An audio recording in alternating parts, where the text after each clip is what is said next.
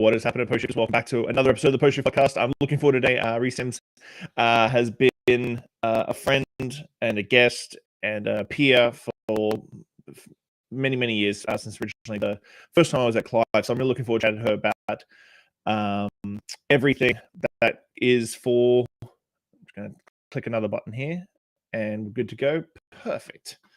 I'm doing new things today, so if you're listening, I apologize. Watching, you understand. So I'm really looking forward to chatting to her about her entrepreneurial journey and sort of seeing how that has fitted into her life over the last couple of years. So I'm just going to bring her up. Good morning. Hello. How are you this morning? Good. I'm like feeling better than I thought I would. You judged a big cocktail competition yesterday, didn't you? Pardon me? You judged a cocktail competition yesterday, didn't you? Yeah. So I actually behind the scenes organized like a multi-day pop and then organized the competition and like the tasting with the brand for industry here. And then because of that, I got to assign myself to be the head judge. It's a pro tip. If you ever want to be a judge, just organize everything and then you can make yourself the judge. How was the competition? It was great. I did a little like post on my story last night, but I just like as a former bartender who used to compete, I'm just always so impressed with seeing kind of the next gen of people competing. I'm like, damn, people are so creative these days. Like I would be so bad and come in last place against everybody else. Well, this thing is I keep getting asked to do like world class again. I'm like, I don't want to do world class again. These kids would just run circles around me. Yeah. So I was very impressed. For sure. Obviously, you have a long bartending experience. What was the sort of driver that made you and inspire you to sort of go out on your own and start building this personal brand and this entrepreneurship for you? Yeah, for sure. I feel like I don't actually have that much bartending experience, and it was a means to an end. Can I backstory for your Yes, of listeners? course. Yes, please. Yeah, so Shawn and I met in like 2009 when I'm from Victoria originally, and I was serving at Cafe Mexico in university, but kind of did like day bar, but it was like pouring, we had like a gun with like the preset amount of tequila and like triple sec on it, and then would like pour this slurpy version of a margarita into the glass kind of bartending. But anyways, so I kind of have always wanted to be an entrepreneur, and then bartending somehow got a hold of me, and then I ended up doing it in this industry. But yeah, when we first met, like I was working in marketing at the Bay Center Shopping Center, and we were both in the social media club in Vancouver. And at the time, I feel like that's when things like Facebook and Twitter were just starting, and Instagram. And so I would always go and sit at Shawn's bar because I don't know, before that, I didn't really know what a cocktail was, and was like always amazed by your hospitality, but also just like skills as a OG cocktail bartender in Victoria. But yeah, I feel like from a young age, I've always wanted to be an entrepreneur, and it was just figuring out how to do it. And to be honest, I still am figuring it out, but I just absolutely love the hospitality industry and knew I wanted to do something in it. And a combination of that and just applying for jobs like brand ambassador jobs and getting rejected just made me fuel the fire to want to just do my own thing and do it on my own terms, I guess. So isn't it crazy that we're talking like 15 years ago, Clive's opened and Twitter was just becoming a thing at 15 years ago. Then like Instagram came along, I think a couple of years after that. And that I remember social media camp, and I remember walking home at night from Clive's and like answering tweets on the way home. Because that's what you did. Like it was a big part of your business at that time, like making sure you had an online presence. And 15 years ago is not that long ago. Yeah, it's honestly flown by so fast. The other thing at the time that was really popular, and this pertains to Clive's too, is there was an app called Foursquare where you could like check in, and then you would get points for checking in at locations. But it got kind of creepy because I would like check in at Clive's like while I was there, and then people would just show up and be like, "Oh, I saw on Foursquare that you were like here tonight." And I thought it was cool, but in retrospect, I'm like, "Oh, that's kind of uncomfortable." It's kind of like just putting a nice bright light on top of your head and going, "Hey, I'm here." You know me. I remember those times too. Like people would be sitting at the bar, and then all of a sudden people would come. Oh, I saw that you were here, so I thought I'd come and hang Yeah. out with you. And you're just like, oh, okay, cool. I just wanted a quiet drink by myself. Yeah, but I guess ultimately I didn't really understand that. Like, I feel like that app would actually should make a comeback now because that would be cool to like have people come to the bar that you're drinking at if you want them to, but just obviously don't post if you don't want people to know Yeah. you're there. But, So when you started your entrepreneurial journey, Whiskey Muse, what was the direction that you were taking? As you said, like you're still trying to work out, and I think especially with the modern TikTok and that sort of thing, a lot of young bartenders are sort of trying to figure out how to make that leap across, and then sort of not necessarily, well, you have to monetize it, but how do you focus in your passion into a new project that you're leading and you're driving? yeah. How did you do that? And did you have a sort of direction and a focus, or was it sort of in the beginning, sort of throwing some stuff at the wall and seeing what sticks, and if it stuck, like keep doing that? Yeah, I mean, I'm still throwing stuff at the wall to see what sticks. I was just having this conversation with my partner yesterday where I'm like, I'm just constantly trying stuff. I think you're similar in that regard where it's like you get really excited about an idea and then like put some time and effort into it, and there has to be a certain point where either it starts thriving and you keep rolling with it, or Mm-hmm. it doesn't and you realize it's sucking all your time and resources and you have to move on to the next thing. But yeah, for me, like with Whiskey Muse, I don't know if that was necessarily me, like my entrepreneurial journey. Maybe it was like the precursor to it, but I've just always been really cognizant of how important it is to have a personal brand. Like when I went to UVic, I did a business degree, and this idea of having a personal brand, again around the like 2007 to 9 era. I think I graduated in like 2010 technically. There it was like, oh, this is a way you can differentiate yourself. At the time, the economic recession was making it so the job market was really crappy, and so I just kind of turned to like recognizing having a personal brand was important as a way to have your resume jump off out of the pile, or just being able to network your way into getting jobs. And I've been really fortunate in essentially being able to network my way into a lot of positions to this day. But anyways, so I was working in marketing, like hated sitting in an office, and that's sort of what drove me to get into bartending. Is I needed to make money living in Vancouver. And one of the things, like my first bartending job here was at the Blarney Stone, which is a Irish pub, and they had an enormous amount of whiskeys on their shelf. And again, as somebody who was just like, okay, I'm a woman who wants to bartend, how can I learn as much as possible and also stand out in the industry as quickly as possible? I just decided to focus on whiskey. I sort of made like a list of um, 10 hobbies or things I was interested in, and then just kind of went through this like mental checklist of like, is this, in terms of like starting a blog or like attaching a personal brand to it, like, is this something where the industry is evergreen and constantly evolving? Like, is this something that will continue to grow and change over time? Is there money in that market where brands and like other organizations are willing to spend money to like promote or market things?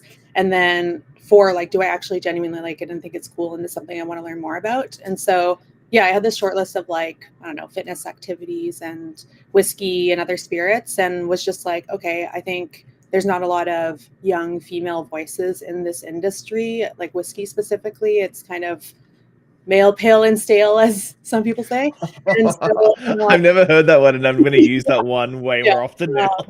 but I was like, okay, let's just do this, and I can provide kind of a different perspective and voice. And I think the best way to learn is by doing, right? And so I just started the Whiskey Muse blog when I started working at the Blarney Stone, and so that really kind of held myself accountable to trying to learn as much as possible and then share it, and kind of like along my journey, kind of share what I was learning. And I mean, at the beginning, it's like what you put out there is usually really crappy. And like in retrospect, I look back in at some of the first posts I did and just even like photos of cocktails or ideas that I had. And I don't know, I started a YouTube channel and everything is like on private now because it's so cringe to me. I'm just like, oh my God, this is all terrible. Like, what was I thinking? But you just kind of grow and evolve and like learn more and then become more comfortable like as you do stuff repetitively. And yeah, like, sorry, I'm going on kind of a tangent, but Oh no, that's good. um, eventually helped me to differentiate myself, like a combination of blogging and building like a brand online around whiskey, competing in as many cocktail competitions as I could just to like meet the reps, meet other cool bartenders that are nerdy that want to learn and like do stuff. And then just like constantly reaching out and asking questions and like following up with these reps about like what kind of experience you need, like what you need to do in order to become a brand ambassador or a sales rep. And then eventually just after a number of years, the cards sort of aligned. And yeah, I ended up like moving from being a bartender. And during that time, I worked at like multiple different bars, typically working at like 2 at once just to have more variety. And then moved into a territory sales manager role up until COVID. But oddly, I was like applying for brand ambassador positions and there was just more experienced people that were constantly getting the job. It was kind of a catch-22. And one director took a chance and was like, I think you would be really good at sales. Like, would you be interested in being a sales manager instead? And I was like, yeah, let's try it out. And I guess the rest is sort of history, or the rest evolved from there. I don't even think I explained how I actually started my company out No, of that. I think you did. You did a good job of that. But that leads me to like your big project now, which is Flavor Camp, which you're now taking, like I would say, was it nationwide plus the US? Like you just did one in the US too, didn't you? Yeah, I did one in Kentucky in August, which was really cool.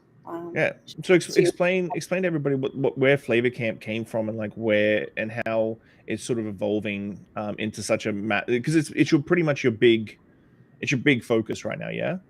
yeah, for sure. Like the brand itself is, but I feel like I'm trying to create more definition to talk about the each like product or thing that's happening under the Flavor Camp umbrella.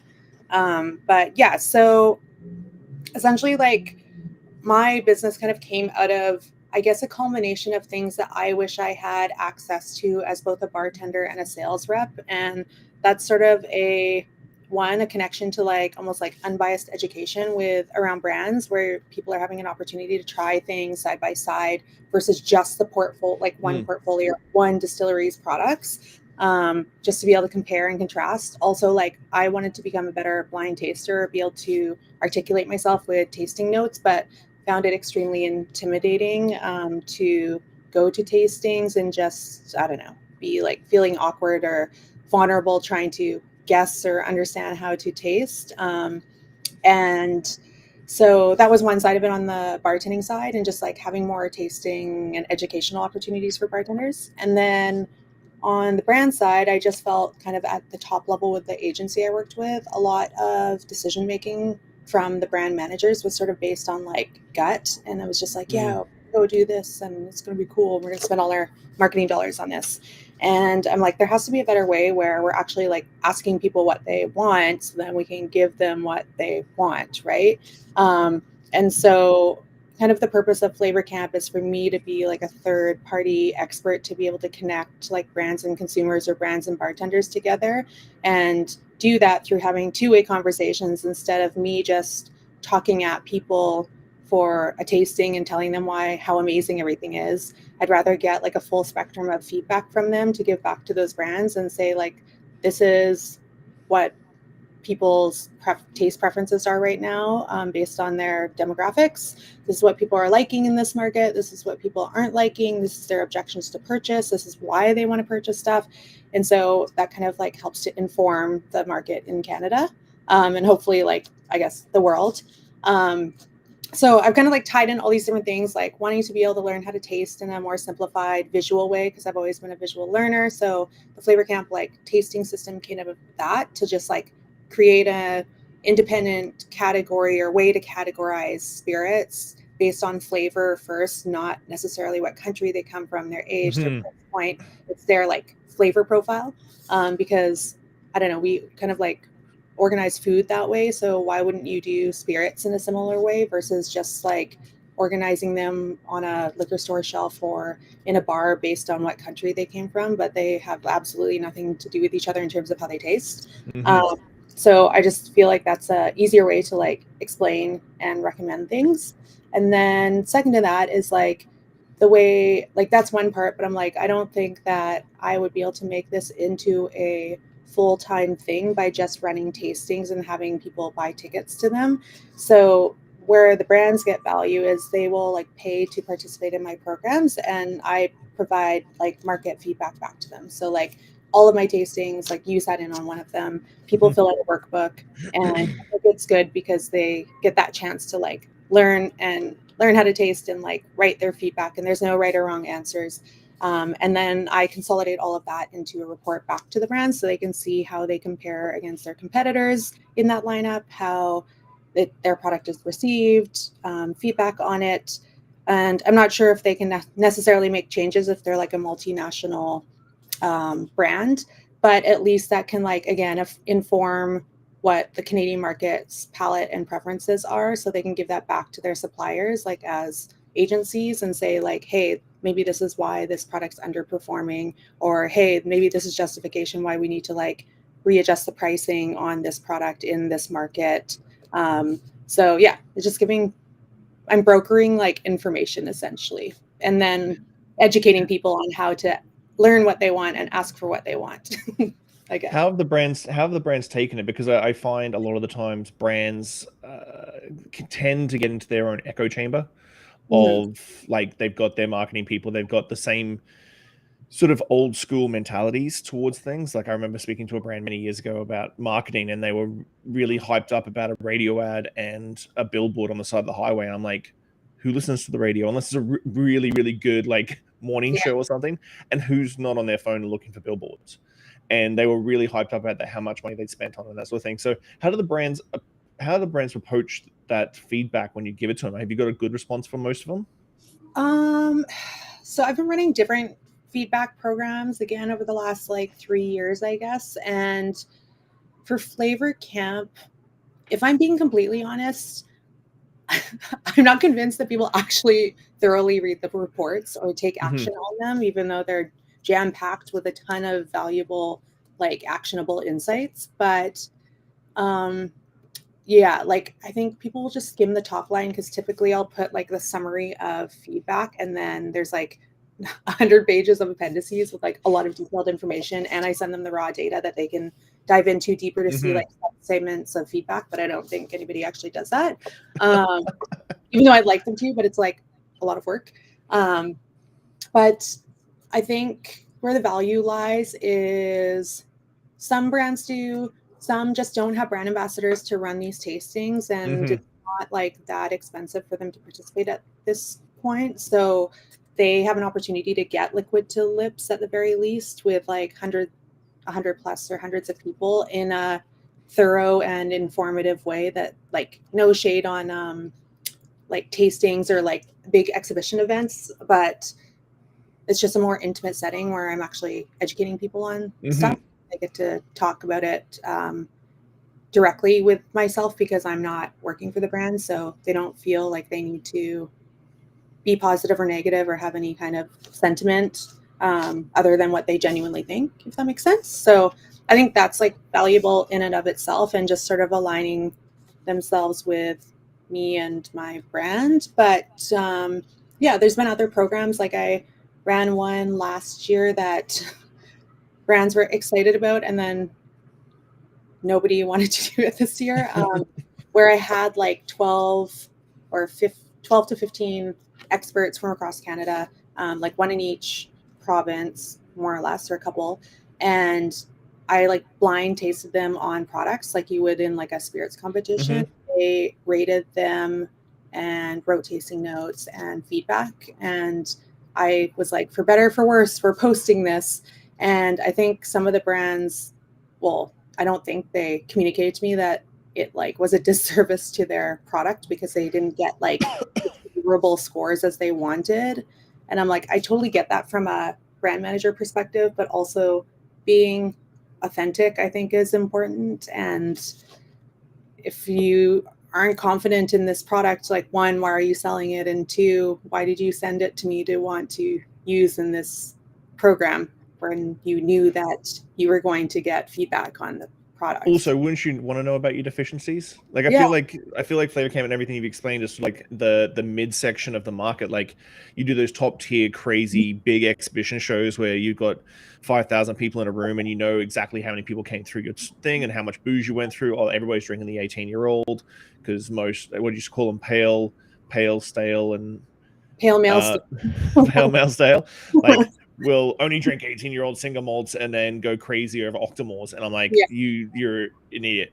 But then other data they get is from like retail, which is their high volume stuff. And so of course Jägermeister sells really hard and retail, and certain brands sell really hard in retail. You've got this very honest, authentic mid-range in the market where you're Yeah. getting much more realistic answers to the brand.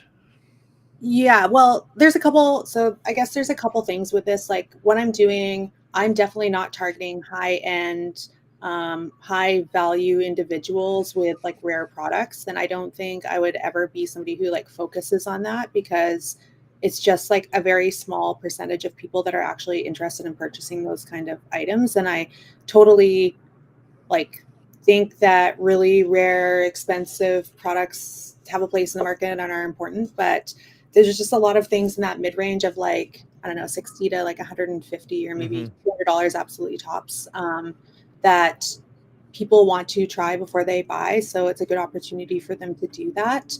And like, I'm not, my target demographic for the content and the people that I'm like working with is not pale male stale demographic.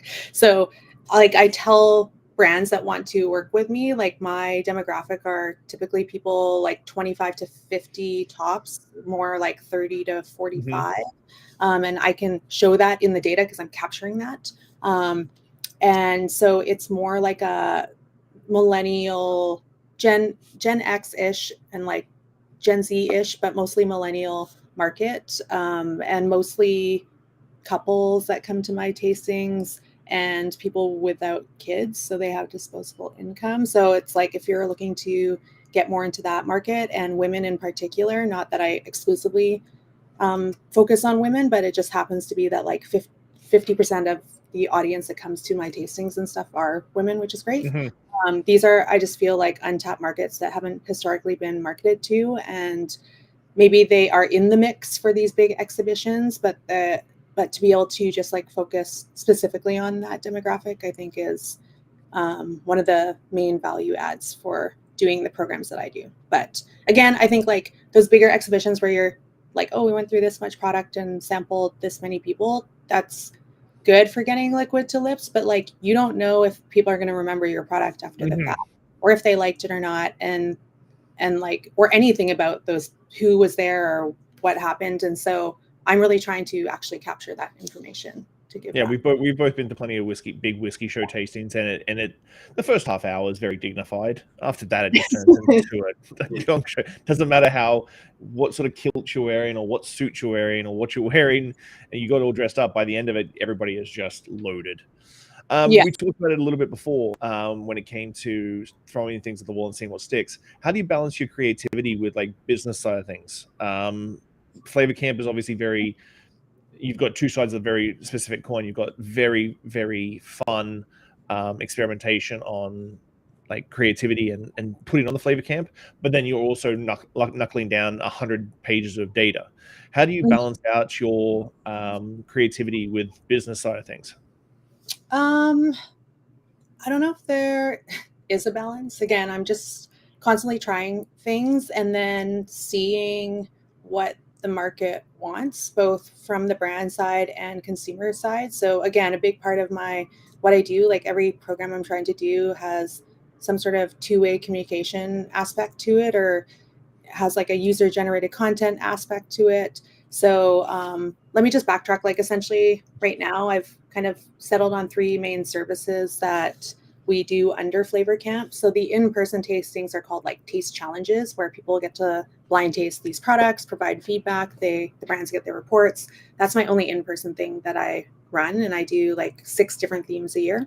And then the second one is I've been trying out all these different online challenges. So I think, again, a way that people can learn, or at least for me, is by doing. And so if I give you education, I want you to do something with that and take action with it to learn and put yourself out there and just, I don't know, have a fun adventure at home. So last year I tried a whole bunch of different programs. One was called like Sip and Snack, and I was trying to get people to create content or like taste test different spirits and food pairings, but found that it was just too much work for people to do that. And I've been kind of adapting, doing like an online cocktail challenge thing, but it's more so for like home bartenders versus working bartenders. That being said, I do have like working bartenders participate, and that's been really good actually, with just like every month doing a really fast cocktail sprint where all they have to do is submit a recipe, no presentation or photo required. And part of what I love to do is like visualizing stuff. And so the finalists, like I will professionally shoot their cocktails, so they're getting like a cool like imagery out of it as like you participate in one. But if I can get a brand to sponsor, they just help to cover like my time and obviously the pricing and stuff like that. But the brands ultimately get all these new cocktail recipes that can help, again, to inform them on maybe certain ingredients that people like using with their brand, or certain kind of recipes that are really popular in format, to help them with creating whatever their serves are in the future. So yeah, I've been experimenting with like lots of different things, and ultimately like all the creative projects or challenges or whatever, I always think about like the business case first. Like, can I monetize this? Will this make money? Because I have to be able to pay myself to continue to do this. And so that's always the first question before proceeding to launch something. And sometimes things work out, sometimes things don't. I would say like I've been trying to launch little products and serve like little products that people can buy, like tasting notebooks and binders that I think are like genius, and then they just don't sell at all. And I'm like, oh man, apparently people are not as excited as I thought about these things, or maybe I'm just like not marketing them well. Yeah, some things work, some things don't, some things make a turn, like don't work out at the beginning, and then later people get excited about them. So I think the journey of entrepreneurship is just constantly trying to innovate, but like within a certain set of like controls, and figuring out, again, like testing a whole bunch of stuff and then figuring out what does work and then how you can continue to expand that. But ultimately, I feel like people need to focus on just like one thing only, and they can have like maybe multiple things like services within it or products. But I've kind of amalgamated all my brands. So you talked about Whiskey Muse, and I still have the site and stuff, but I've like gotten rid of most of the remnants of that brand and just gone kind of all in on Flavor Camp, because I just recognize that having too many different projects, like people are confused. And so I'm just centralizing it all into like Flavor Camp, if that makes sense. No, it makes sense. I've done the same thing with a lot of things. Before the pandemic, I had a bunch of different projects and companies and stuff, and trying to explain to people what I did just became such an absolute nightmare that I was just like, if I'm going to relaunch my consulting and everything, it's going to be one package and just under one brand. Do you find you should? I'm just thinking about those YouTube videos you made private. You should bring those back and like post. Post what you did, like what you start, where you like. There's a trend on TikTok. It's like how it started, how it's going. That would be perfect. Or just you know how people like will play videos in the background and then they're commentating on it? I could like play myself and then just like shade myself and be like, what are you talking about? Who is this person? have you found like I think the those projects you've done that you get a taste and you're like, oh, okay, is this gonna stick? If it's not gonna stick, have you found that there's been something that you were like, okay, well, this didn't work, but then later on down the track somehow it got traction from the outskirts, and sort of then you're like, oh, wait a second, maybe it just was the wrong time that I launched that bit of my project, and now it's actually sticking and actually like gain traction? I think the only thing I can think of that's like I've been constantly trying to reevaluate is just doing actual like whiskey and spirit reviews online and doing it in a way where it feels good to me and is authentic, and like I can still work with brands that want the, I don't know, social media posting and whatnot. So I'm doing some sort of like sponsorship thing where it's a paid review, I guess, but in a way that's like authentic still. And I just feel like there's almost like a format with how people will typically review products, and I've just been trying to find a way that makes it unique for me. So from that, like I have my own scoring system and actually get people in my classes to use it 2 out of 50, which I know a lot do out of like 10 or 100. But there's like intentional inputs into that, and just again like actually establishing our own tasting system, being able to like have people practice determining what the flavor count profile of different products are is really cool. And I'm really trying to focus on that and getting people to like feel comfortable reviewing and communicating what they taste, for better or for worse. So yeah, I think that's like the only thing that has been good. And I would love to bring back having like a judging panel across Canada and reviews, but I'm just not quite sure yet how to do that, if that makes sense. Sometimes people don't know, people like being judges of these competitions, because I know you're doing ADI next year. Like, people like being judges of the competition, but you never really see the judges being put on a social media post saying, this is what I liked about this product. It's still very, very like closed cord, not overly transparent. Like, I've always loved doing single malts versus blends blind, and try to find blends and single malts that have very, very similar flavor profile. And I've done like 3 or 4 times now. None of the hardcore like whiskey nerds ever come, because they never want to be like caught out that they like blends over single malts. But Talisker Storm and Cuddy Sark Prohibition are so close together. There's a amount of times I've gone, oh crap, I've poured wrong, or I've poured 2 of the same. But those 2 are so similar, and they're $40 different in a bottle. But it's kind of crazy. Cool. How do you feel this year? Because this year brands have definitely been a little bit tighter on the budgets and stuff. How have you felt with building these strategic partnerships with brands and sort of trying to build these connections and fostering relationships? Because I think the hardest thing with any brand is that you have one person that you really have a great relationship with. You build it, and then they leave. Yeah, and then they leave. You got to restart it. How do you keep abreast of those sort of things, especially when there's not as many people in the market? Like, you were in sales before the pandemic. Obviously, post pandemic, they still haven't brought back a full sales force like they used to. Like, they never replaced my position. Yeah, like we're just getting a brand rep here for a company that hasn't had someone on the island for 5 years, and we're just getting someone back now. And so, how do you keep building those strategic partnerships so that you can, because it is a big lifeblood for your company?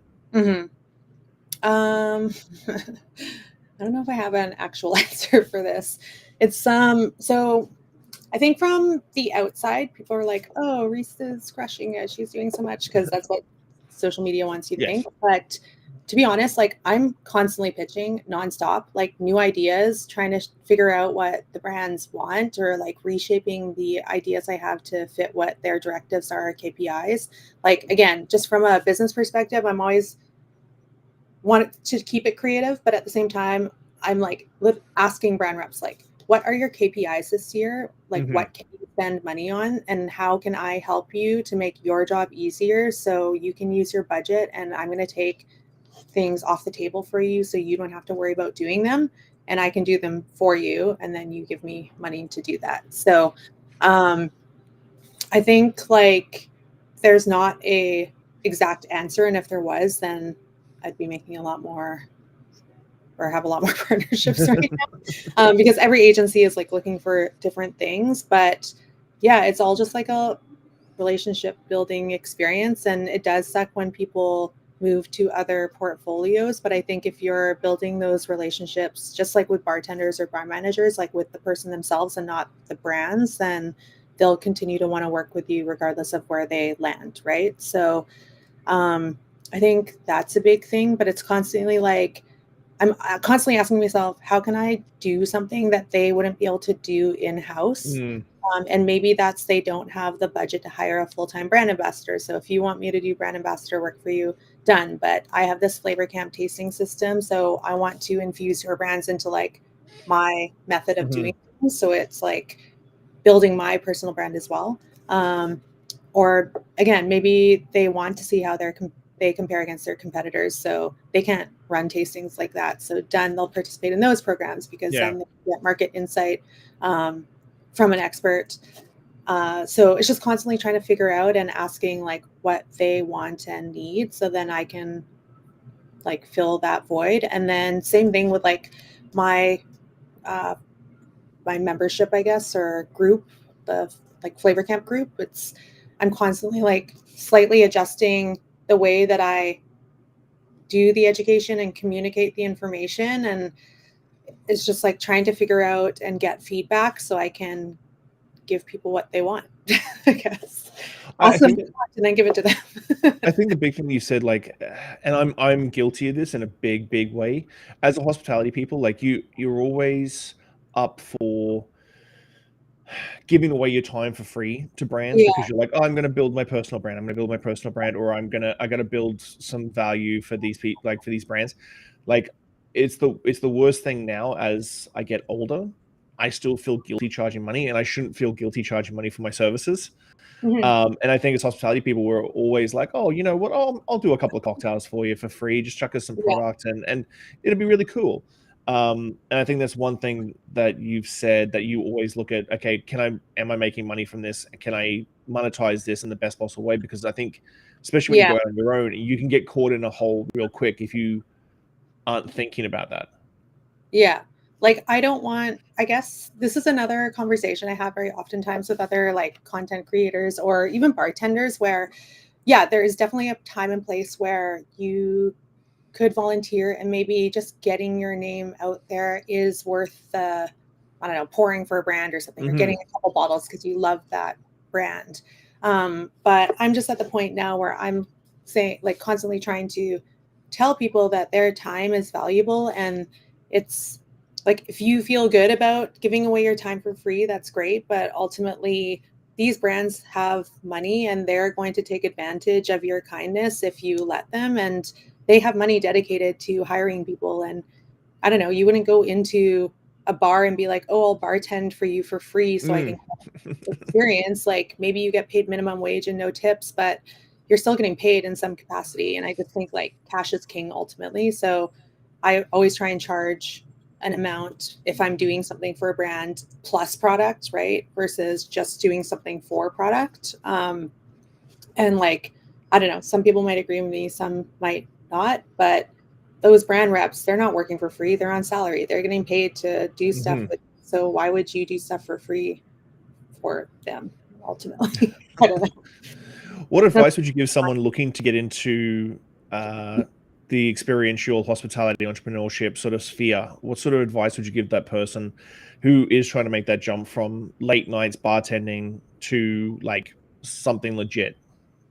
honestly, it's hard, man. Like, again, I feel like I definitely feel comfortable being in kind of finishing my second year of being self-employed, but you definitely need to be comfortable with not having consistent income. Like, and it's scary. So for me, I'm really fortunate. Like, well, fortunate is not the right word, but I don't have kids. And so I just have a lot more time, flexibility, and don't need as much, I guess, income because I'm not supporting other humans. I was going to say I don't have a mortgage either, but my partner and I just bought a townhouse. We'll soon to have a mortgage, but yeah, just being okay with like income flexibility and growth and being kind to yourself is really challenging because I feel like we're all masochists in this industry, but um, that's not really giving advice. I would say like if you're looking to make the leap, just start while you still have a job, Mm. and figuring out things that you're enjoying doing, and ask yourself, like, is this monetizable? And then if yes, is this scalable?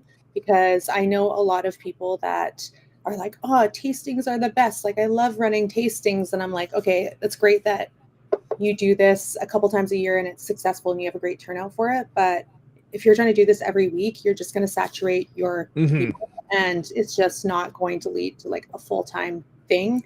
So you need to find things that are scalable, in terms of income potential, and whether they scale or not. Like, that needs to be your first question: is, can I make a full-time living off of this? Instead of just being like, oh, I like doing it and it's fun and I can make some money off of it, right?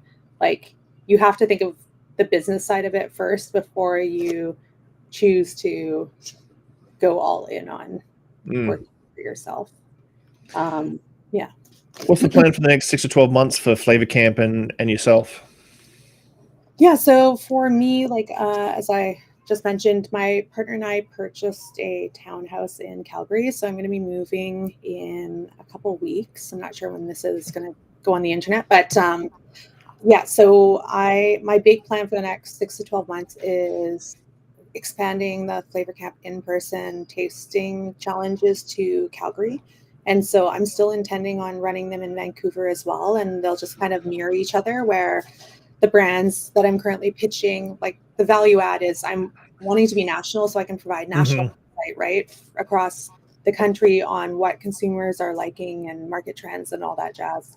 And so my big push will be, I guess, developing out the Calgary market, and running these taste challenges multi-provincially. And then there's a couple people in the US that I'm like looking to partner with just to run some and see how it goes. Like, I think long term, somehow being able to franchise the brand and like the system in which I teach and conduct classes is the only way that it could be scaled, because I can only be in one place at once. And I don't have any ego around needing to be the one that's like actually facilitating the experiences. I just like doing the creative strategy. It's probably my favorite part of what I do. So I'm going to be test piloting a few different places in the US, I think, next year, with it. And then, yeah, there's just, I have all my programs and I've started pitching for next year, and it's just expanding them to be a bit more national than what they are now. And so I feel like this past year I had a million new ideas of new revenue streams that I wanted to implement, but realistically, I'm like, I just don't have the time to do it. So I need to be really intentional about focusing on a couple things and doing them really well, instead of like a million things like I've been formerly doing and then doing them mediocrely. And like, one thing I did want to note too is, as I've been growing and building, like, it hasn't been all sunshine and rainbows. Like, I've definitely made mistakes. I feel like there's certain agencies that probably don't want to work with me because they didn't feel like the value was there, or like the first iterations of the Flavor Camp, I was just asking way too much questions and asking for way too much information, and just processing that information was just so slow and inefficient and terrible. The reports were not great. And so I kind of like learned from that and downsized and become more like concise about certain things. And so, yeah, I mean, you're going to like break some eggs when you're making an industry, so to speak. anyone who follows you on social media knows that you're a bit of a gym junkie. And how do you balance out being like this hyper alpha, like super intense entrepreneur, and then also having been grounded enough that you make time for the gym? And like, I've seen, even when you travel, you still making sure that you hit the gym on a regular basis. How do you keep that work-life balance really healthy for you? For me, I would say it's become, so in my younger years, like, I'm in my mid 30s now. I guess before that, like, I didn't really go to the gym and was like, I'd say like chubby when I was younger and insecure, and then started going to the gym and was like, oh my God, the gym is awesome. And now I'm kind of doing it more for like long-term health and wellness more than like aesthetic purposes. But to be honest, like I self-shame a lot and have been feeling, I know on the internet it looks like I work out a lot, but I've been feeling sad about it since I've started, because I'm working out a lot less than I used to when I just had like a more set schedule, 9 to 5 type of job. And so I would say I go like 3 to 4 days a week on average, which is good. But I've just found something that I really like and that challenges me as a competitive person. Like I do CrossFit, which is a combination of like so many different things. There's like cardio, there's, I don't know, gymnastics, there's weightlifting, there's Olympic lifting. And so for me, I really like that. And going to classes where there's variety and I just show up and don't have to think and I'm at the whim of the instructor telling me what to do is really nice. And so I find it not relaxing, but just a good way to kind of expend negative energy like expend it out of my body and just push myself. But again, I think that like every person needs to exercise in some capacity. It doesn't need to be CrossFit, but just being able to physically move your body.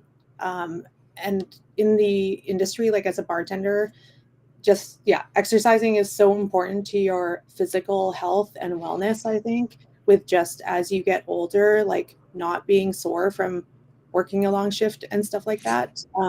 So I don't know. I just think it's like a necessity. Like it's like a non-negotiable to go at least 3 days a week for me, and try to walk, because I like just going outside and listening to podcasts and stuff. But yeah, I just think it's like a necessity for life. And yeah, even yesterday I was like reorganizing my storage locker and had these like massive 125-liter totes that I was just like carrying and stuff. And I'm like, man, if I didn't weightlift, I would not be able to do this myself and just move everything around without absolutely dying. So yeah, I just think it's a necessity. So we're at the 5 deep questions that I ask every guest on the podcast. What is the one lesson that has shaped your perspective the most, and how do you carry that forward in life?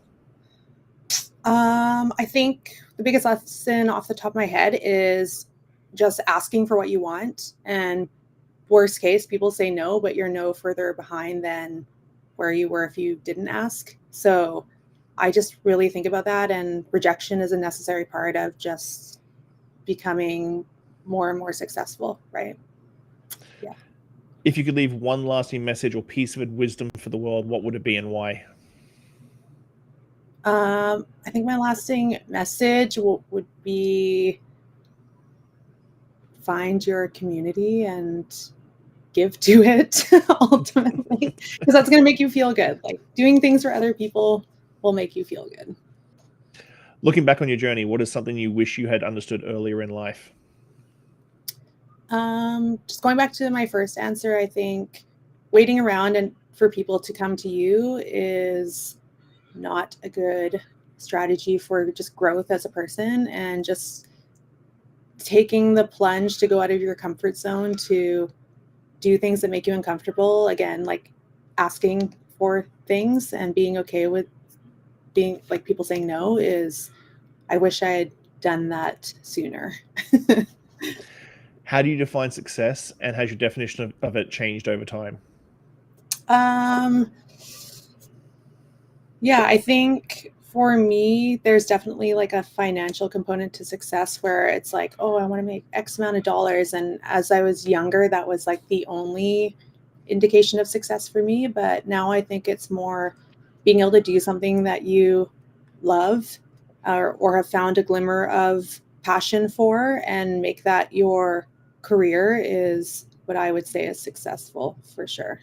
And having time to actually have hobbies and spend time with your family. What do you hope your legacy will be, and what steps are you taking to build it? Sorry, can you say that again? What do you hope your legacy will be, and what steps are you taking to build it?